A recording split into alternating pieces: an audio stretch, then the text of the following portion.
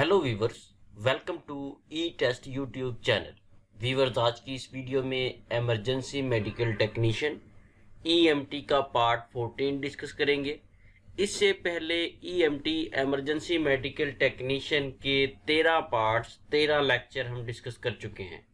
तमाम पार्ट्स में हमने मोस्ट इम्पोर्टेंट और मोस्ट रिपीटेड क्वेश्चंस को शामिल किया है। इसी तरह आज की वीडियो में भी हम मोस्ट इम्पोर्टेंट क्वेश्चंस को शामिल करेंगे। नोट कर लें कि ई टेस्ट यूट्यूब चैनल पर जितनी भी रेस्क्यू 1122 की वीडियोस मौजूद हैं, तमाम सब्जेक्ट रिलेटेड वीडियोस हैं।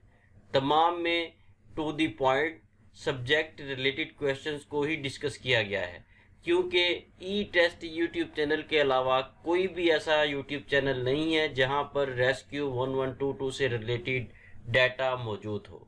चलते हैं क्वेश्चंस की जानिब। क्वेश्चन नंबर 326, सवाल नंबर 326 है। इससे पहले के 325 सवालात साबका पार्ट्स में मौजूद हैं। तमाम पार्ट्स का लिंक आपको इस वीडियो की डिस्क्रिप्शन में और इसके अलावा इस वीडियो के एंड पे एक प्लेलिस्ट है जिसमें तमाम वीडियोस के लिंक, तमाम वीडियोस मुकम्मल सीरीज मौजूद है। How many levels of responsiveness, responsiveness के कितने लेवल्स होते हैं? रेस्पॉन्सिवनेस के टोटल 4 लेवल्स होते हैं, जिसका एक सिंपल सा फार्मूला है AVPU। AVPU के तहत रेस्पॉन्सिवनेस चेक की जाती है।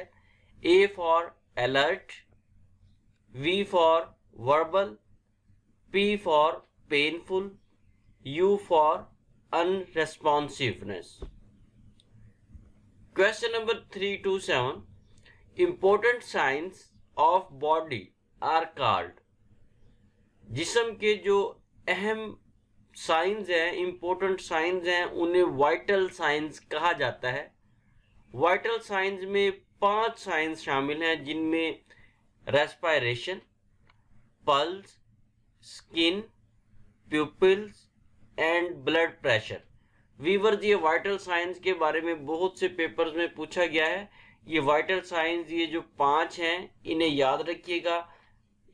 एग्जामिनर, पेपर सेटर क्वेश्चन को किसी भी तरीके से पूछ सकता है। वीवर्स, अगर आप emergency medical technician EMT series notes या ई टेस्ट यूट्यूब चैनल पर मौजूद किसी भी सीरीज या नोट्स को बजरिया डाक मंगवाना चाहते हैं, तो हमारे व्हाट्सएप नंबर पर राब्ता करके घर बैठे इस सीरीज को या ई टेस्ट यूट्यूब चैनल पर मौजूद किसी भी सीरीज को बजरिया डाक नोट्स की सूरत में मंगवाएं। हमारा ई टेस्ट यूट्यूब चैनल का सिर्फ एक ही कॉन्टैक्ट व्हाट्सएप नंबर है जो आपके सामने स्क्रीन पर दर्ज है। Question number 328, how many methods of temperature checking. Temperature, दर्जा हरारत, बुखार चेक करने के तरीकाकार जो है वो 2 हैं, जिनमें पहला तरीका जो है वो क्वालिटेटिव टेम्परेचर है, दूसरा क्वांटिटेटिव टेम्परेचर है। क्वालिटेटिव टेम्परेचर में इस तरह से होता है कि हाथ की उल्टी साइड मरीज की स्किन पर रखी जाती है और अंदाज़ा लगाया जाता है कि इसे बुखार है या नहीं। जबकि क्वांटिटेटिव टेम्परेचर में बाकायदा तौर पर चेक किया जाता है, थर्मामीटर का इस्तेमाल किया जाता है ताकि पता चल सके कि मरीज को टेम्परेचर, बुखार कितना है। Question number 329, how many methods of temperature checking by quantitative method. Quantitative method से बुखार, टेम्परेचर चेक करने के कितने तरीकाकार हैं? क्वांटिटेटिव मेथड में 3 तरीकाकार शामिल हैं जिनसे बुखार चेक किया जाता है। पहला ओरल है, ओरल टेम्परेचर, दूसरा एक्सियल टेम्परेचर है, तीसरा रेक्टम टेम्परेचर है। ओरल टेम्परेचर में थर्मामीटर मरीज के मुंह में रखकर उसका बुखार टेम्परेचर चेक किया जाता है। एक्सियल टेम्परेचर में थर्मामीटर को मरीज की बगल में रखा जाता है, जबकि रेक्टम टेम्परेचर में थर्मामीटर को मरीज के मकद में रखा जाता है। मजीद इसकी तफसील जानते हैं आगे। ओरल टेम्परेचर जो है, इस तरीकाकार में टेम्परेचर चेक करने के लिए थर्मामीटर 2 मिनट तक मरीज के मुंह में रखा जाता है। उसके बाद थर्मामीटर निकाल लिया जाता है, उस पर से रीडिंग पारा देखते हुए नोट की जाती है। दूसरा है एक्सियल टेम्परेचर।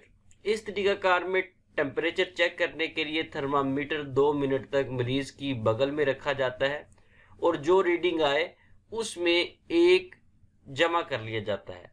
मिसाल के तौर पर अगर रीडिंग जो है 99 है तो उसमें एक जमा कर लेंगे तो जो एक्यूरेट टेम्परेचर होगा वो 100 होगा। रेक्टम टेम्परेचर, ये तरीकाकार जो है ये अमूमन बच्चों में इस्तेमाल किया जाता है।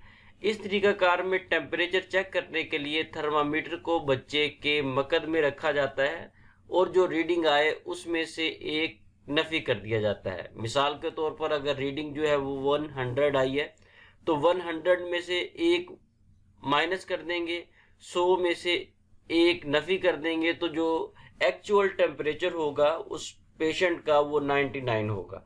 यहाँ पे जो मेन चीजें हैं वो एक्सियल और रेक्टम टेम्परेचर में ये है कि एक्सियल टेम्परेचर में जो रीडिंग आती है उसमें एक जमा किया जाता है और रेक्टम टेम्परेचर में जो रीडिंग आए उसमें से एक नफी किया जाता है। व्यूअर्स, ये मोस्ट इंपॉर्टेंट क्वेश्चंस है, पेपर से हट के भी रोजमर्रा जिंदगी में ये सवाल जो है हमारे सामने आता है, इसका एक्सपेरिमेंट हम करते हैं, इसलिए इन चीज़ों को आप पेपर से हट कर भी तैयार करें और जहन में रखें। व्यूअर्स, क्वेश्चन नंबर 330 है, ट्रोमा में कौन से मरीज शामिल हैं? ट्रोमा में जख्मी मरीज शामिल हैं। मेडिकल पेशेंट होता है एक और एक होता है ट्रोमा पेशेंट। मेडिकल पेशेंट में वो तमाम मरीज शामिल हैं जो जिन्हें मुख्तलिफ बीमारियां लाहक होती हैं। इनमें हार्ट अटैक, हेपेटाइटिस, इस किस्म की दूसरी बीमारियां भी शामिल हैं। जबकि ट्रॉमा जो है ये एक्सीडेंटल मरीज होते हैं जिनमें जख्मी मरीज शामिल हैं।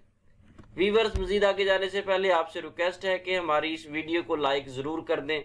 अगर आप चाहते हैं कि फ्यूचर में भी आपको इस किस्म की लेटेस्ट पेपर से रिलेटेड वीडियोस मिलती रहे तो हमारे चैनल ई टेस्ट को सब्सक्राइब के बटन पर क्लिक करके सब्सक्राइब कर लें और साथ बेल आइकन को ज़रूर प्रेस करें ताकि फ्यूचर में आने वाली हर लेटेस्ट इंपॉर्टेंट वीडियो की अपडेट आपको सबसे पहले मिल सके। Question number 331, what is unit of blood pressure?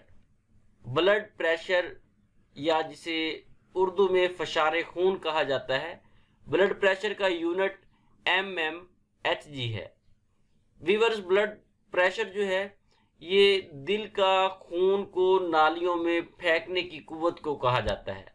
दिल जिस कुव्वत के साथ ब्लड को, खून को वेन्स की तरफ फेंकता है उस प्रेशर को ब्लड प्रेशर या फशारे खून कहा जाता है। Question number 332, how many parts of blood pressure? Blood pressure के कितने हिस्से हैं? व्यूअर्स, ब्लड प्रेशर के 2 हिस्से हैं जिसमें सिस्टोलिक प्रेशर और डायसिस्टोलिक प्रेशर शामिल है। जैसा कि आपके सामने एक फोटो में दिखाया गया है, 120/80 लिखा गया है। 120 जो है ये सिस्टोलिक ब्लड प्रेशर है और 80 जो है ये डायसिस्टोलिक ब्लड प्रेशर है। नॉर्मल सिस्टोलिक ब्लड प्रेशर जो है वो 120 होता है जबकि डायस्टोलिक जो प्रेशर है वो 80 होता है। इसको लिखने का तरीकाकार भी ऐसा ही है जैसा कि तस्वीर में आपको दिखाया गया है, 120/80। इसको पढ़ेंगे भी हम 120/80। जो अक्सर आपने देखा होगा, आप कहीं पे ब्लड प्रेशर चेक करवाने गए हैं तो वो आपको, अगर आपका ब्लड प्रेशर 120/80 है, 120/80 है, तो वो कहेंगे 120/80 है। और जो नॉर्मल टेम्परेचर है, नॉर्मल ब्लड प्रेशर है वो 120/80 ही है। अगर इससे ज़्यादा होगा तो बढ़ जाएगा, इससे कम होगा तो लो हो जाएगा। सिस्टोलिक और डायस्टोलिक ये दोनों प्रेशर जो है, ब्लड प्रेशर याद रखिएगा, पेपर में एग्जामिनर कुछ भी पूछ सकता है। Question number 333, the function of the heart is to pump blood. दिल का काम खून को पंप करना होता है ताकि खून की सप्लाई आर्टरीज के जरिए जिस्म के तमाम हिस्सों को मिल सके। Question number 334, which artery brings blood to the lungs for cleaning. वो कौन सी आर्टरी है जो खून को साफ करने के लिए इसे लंग्स गुर्दों की तरफ लाती है? Pulmonary arteries. पल्मोनरी आर्टरीज वो वाहिद आर्टरीज हैं जो खून साफ करने के लिए गुर्दों की तरफ लेकर जाती हैं। Question number 335, metabolism process became slow due to dash। Metabolism process became slow due to cold water or winter season। ठंडे पानी या सर्दी की वजह से मेटाबॉलिज्म का अमल आहिस्ता हो जाता है, जिससे दिमाग के सेल नहीं मरते। कुछ इंपॉर्टेंट इंफॉर्मेशन है, मालूमात है, ये भी सुनिएगा। दिमाग के सेल इंसान के मरने के 8 से 10 मिनट में मर जाते हैं। जब इंसान मरता है तो उसके दिमाग के सेल उसके दिल की धड़कन बंद होने के 8 से 10 मिनट तक डेड हो जाते हैं। उसके बाद मरीज को नहीं बचाया जा सकता। अगर दिल और सांस बंद हो गए हों तो दिमाग के पास 4 से 6 मिनट होते हैं, जिस दौरान डॉक्टर्स कोशिश करके मरीज के दिल की धड़कन और सांस को बहाल कर सकते हैं। ये जिस्म के जितने भी अज़ा हैं इंसानी जिस्म के, उन तमाम का कुछ ना कुछ टाइम पीरियड ज़रूर है कि अगर इंसान मर जाता है, उसके दिल की धड़कन बंद हो जाती है, तो फौरी तौर पर अगर कोशिश की जाए तो उसके दिल की धड़कन और सांस को बहाल किया जा सकता है। लेकिन ये एक स्पेसिफिक थोड़ा सा टाइम होता है। जिस तरह दिमाग के सेल जो हैं ये 8 से 10 मिनट तक रहते हैं, और अगर इंसान के दिल की धड़कन और सांस बंद हो जाए तो 4 से 6 मिनट तक अगर कोशिश की जाए तो दिल की धड़कन और सांस बहाल हो सकती है। ये बहुत शॉर्ट टाइम होता है। इसी तरह जिस तरह दिमाग और दिल के बारे में बताया गया, इंसानी जिस्म के तमाम आज़ा का कुछ ना कुछ टाइम पीरियड जरूर है। Question number 336, who can announce any person's death officially. Officially किसी भी शख्स की मौत के बारे में डॉक्टर्स अनाउंस कर सकते हैं। सिर्फ डॉक्टर्स ही किसी भी शख्स की मौत की ऑफिशियल तस्दीक कर सकता है और डेथ सर्टिफिकेट भी जारी कर सकता है। इसके अलावा कोई शख्स जो है किसी भी शख्स की मौत के बारे में तस्दीक या डेथ सर्टिफिकेट जारी नहीं कर सकता। इवन यहाँ तक कि रेस्क्यू 1122 के जो मेडिकल स्टाफ हैं उनको भी अलाउ नहीं है कि वो किसी पेशेंट को डेड डिक्लेयर करें। यहाँ तक कि अगर कोई रेस्क्यू की टीम पहुंचती है, उनके सामने पेशेंट डेड है, तो वो बिल्कुल भी नहीं कहेंगे कि आपका मरीज मर चुका है, बल्कि उनकी ड्यूटीज में शामिल है कि वो उसे हॉस्पिटल लेकर जाए।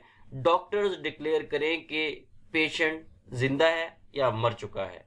इसलिए सिर्फ डॉक्टर्स ही किसी भी शख्स की मौत की ऑफिशियल तस्दीक कर सकते हैं। Question number 337, what is correct method to open the airway in medical case. Medical case में एयरवे को ओपन करने के लिए कौन सा तरीका इस्तेमाल किया जाएगा? Head tilt, chin lift. Viewers यहाँ पे 2 मेथड हैं, याद रखिएगा, इन्हें मिक्सअप मत कीजिएगा। एक तरीकाकार वो है एयरवे को ओपन करने के लिए जो मेडिकल केस में इस्तेमाल होता है, और दूसरा तरीकाकार वो है एयरवे ओपन करने का जो ट्रॉमा केसेस में इस्तेमाल होता है। जो मेडिकल केसेस में तरीकाकार इस्तेमाल होगा एयरवे को ओपन करने के लिए वो हेड टिल्ट, चिन लिफ्ट होगा। जबकि ट्रॉमा केसेस में जो तरीकाकार इस्तेमाल होगा एयरवे को ओपन करने के लिए वो जा थ्रस्ट, मैन ओवर होगा। ये दोनों तरीकाकार आपके सामने शॉर्ट डिटेल में और क्वेश्चन में दिए गए हैं, इन्हें याद रखिएगा, इन्हें मिक्सअप मत कीजिएगा। Question number 338, what is artificial ventilation. Artificial ventilation, इसको आप सादा अल्फाज में यूं कह लें कि मसनूई सांस देना क्या होता है। Any effort to revive the breathing is called artificial ventilation or rescue breathing। किसी मरीज का सांस बहाल करने की के लिए की जाने वाली कोशिश जिसमें मसनूई सांस देकर या किसी भी तरीका से सांस फराहम करके मरीज की सांस बहाल करने की कोशिश की गई हो, इसे आर्टिफिशियल वेंटिलेशन कहते हैं। Question number 339, CPR stands for most repeated question. बहुत से पेपर्स में 99% पेपर्स में ये क्वेश्चन रिपीट हुआ है। CPR stands for cardiopulmonary resuscitation. CPR छाती को दबाने और सांस देने का अमल है। अगर मरीज के दिल की धड़कन बंद हो जाए और मरीज सांस भी ना ले रहा हो तो जल्द से जल्द CPR शुरू करना चाहिए। CPR में कुछ इस तरह से होता है कि मरीज को लिटा दिया जाता है सुपाइन पोजीशन में और मरीज की छाती को दोनों हाथों से एक तरीकाकार के तहत दबाया जाता है और इसके साथ साथ उसे सांस दी जाती है ताकि उसके दिल की धड़कन बहाल हो, मरीज का सांस चल जाए। Question number 340, FBOW stands for foreign body airway obstruction. किसी मरीज की एयरवे, हवा की नाली या किसी मरीज के गले में कोई चीज फंस जाए तो इस अमल को, इस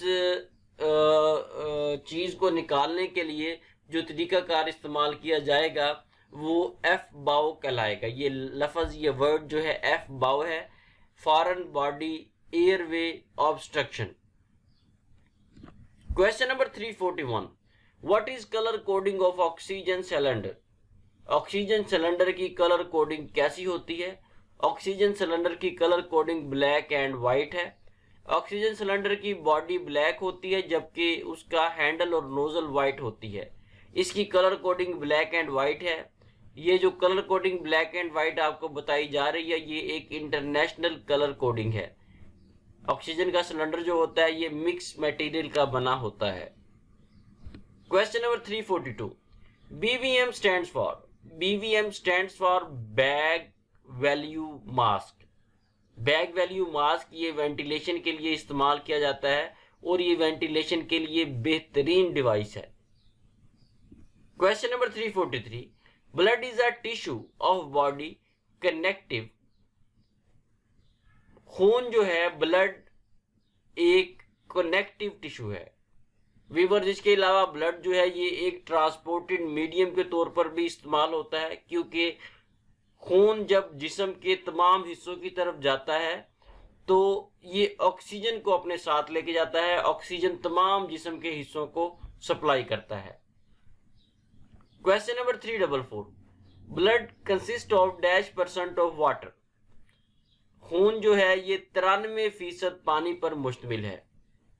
खून में, ब्लड में 93% पानी होता है जबकि 7% मुख्तलिफ प्रोटीन्स होती हैं। क्वेश्चन नंबर 345, WBC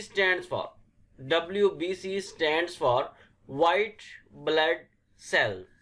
सफेद खुलिये इंसानी जिस्म में बीमारियों के खिलाफ कुव्वत मुदाफ़त पैदा करते हैं, लेकिन अगर ये सफेद खुलिये वाइट सेल्स ज़रूरत से ज़्यादा बढ़ जाएं तो इस सूरत में कैंसर भी लाहक हो सकता है। Question number 346, is there any difference between tendons and ligaments. क्या टेंडन्स और लिगामेंट्स में फ़र्क होता है? जी बिल्कुल, टेंडन्स और लिगामेंट्स में वाज़ेह फ़र्क है। शॉर्ट डिटेल देखें। लिगामेंट्स जो होते हैं वो हड्डी के एक सिरे को दूसरे सिरे से जोड़ते हैं, जबकि जो टेंडन्स होते हैं, टेंडन्स मसल्स को, यानी कि गोश्त के जो रेशे होते हैं उनको हड्डियों के साथ जोड़ते हैं। दोबारा सुनिएगा, लिगामेंट्स हड्डी के एक सिरे को दूसरे सिरे से जोड़ते हैं जबकि टेंडन्स रेशों को, मसल्स को हड्डी के साथ जोड़ते हैं। अक्सर औकात आपने देखा होगा कि कई लोगों का गोश्त जो होता है वो हड्डी से अलग होता है, तो इसका मतलब है कि उनके टेंडन्स जो है वो गोश्त को छोड़ चुके हैं, गोश्त जो उनका जो है वो हड्डियों को छोड़ चुका है। तो ये यही बात की जाती है। इन दोनों चीज़ों को बहुत से कैंडिडेट्स मिक्सअप कर देते हैं, हालांकि ये इंतहाई इम्पोर्टेंट क्वेश्चन है। इसे याद रखिएगा। Question number 347, the injury of ligaments is called. Ligaments वो जो लिगामेंट्स जो होते हैं ये वो रेशे होते हैं जो एक हड्डी के सिरे को दूसरे हड्डी के सिरे से मिलाते हैं। अगर ये जख्मी हो जाएं, इंजर हो जाएं, तो इसे स्प्रेन कहा जाएगा। उसके बाद दूसरी इंजरी जो है वो टेंडन्स की है। टेंडन्स की जो इंजरी होती है उसे स्ट्रेन कहा जाता है।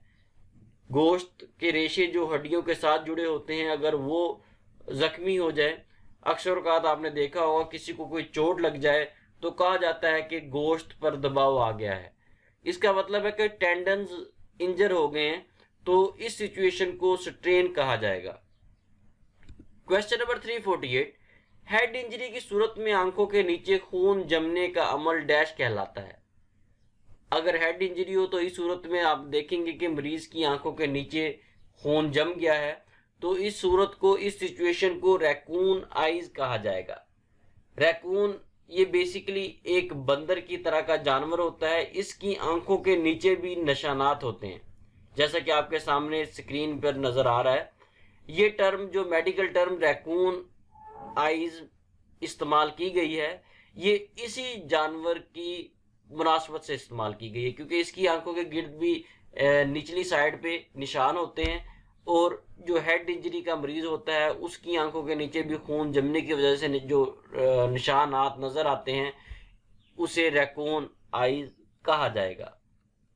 क्वेश्चन नंबर 349, कान के नीचे निशान पड़ जाने को बैटल साइन कहा जाता है। क्वेश्चन नंबर 350, कलाई वाली नब्ज को डैश कहते हैं। व्यूअर्स, इस क्वेश्चन में 4-5 पॉइंट्स आपके साथ डिस्कस करूंगा। मोस्ट इंपोर्टेंट है, मेडिकली टर्म्स हैं, पेपर से हट कर भी रोजाना हमारी जिंदगी में ये टर्म्स इस्तेमाल होती हैं। कलाई वाली नब्ज को रेडियल पल्स कहा जाता है। गर्दन से जो नब्ज चेक की जाती है उसे कैरोटिड पल्स कहा जाता है। कोहनी, बाजू पर जो नब्ज चेक की जाती है उसे ब्रेकियल पल्स कहा जाता है। पांव से जो नब्ज चेक की जाती है उसे डॉर्सल पल्स कहा जाता है। अब इस क्वेश्चन में हमने 4 पल्सेस को डिस्कस किया है। पहली पल्स वो है जो हम कलाई पर हाथ रखकर नब्ज को चेक करते हैं, अक्सर औकात आपने देखा होगा डॉक्टर चेक करते हैं, उसे रेडियल पल्स कहा जाता है। अक्सर औकात जब किसी शख्स की डेथ हो जाए तो इस सूरत में मोस्टली गर्दन के पास जो नब्ज होती है उसे चेक किया जाता है, इसे कैरोटिड पल्स कहा जाता है। कोहनी के पास भी हमारे एक नब्ज होती है, अगर वहां से चेक किया जाए तो इसे ब्रेकियल पल्स कहा जाएगा। बच्चों में अक्सर औकात पांव वाली साइड से नब्ज को चेक किया जाता है, तो इस नब्ज को डॉर्सल पल्स कहा जाएगा। व्यूअर्स, इसके साथ ही हमें इजाजत दें। अगर आपको हमारी टीम की कोशिश, स्ट्रगल, मेहनत अच्छी लगे तो वीडियो को लाइक जरूर करें और कमेंट सेक्शन में हौसला अफजाई के लिए प्यारा सा कमेंट जरूर करें। इंशाल्लाह नेक्स्ट वीडियो में EMT इमरजेंसी मेडिकल टेक्नीशियन के पार्ट 15 के साथ दोबारा हाजिर होंगे। अल्लाह हाफिज।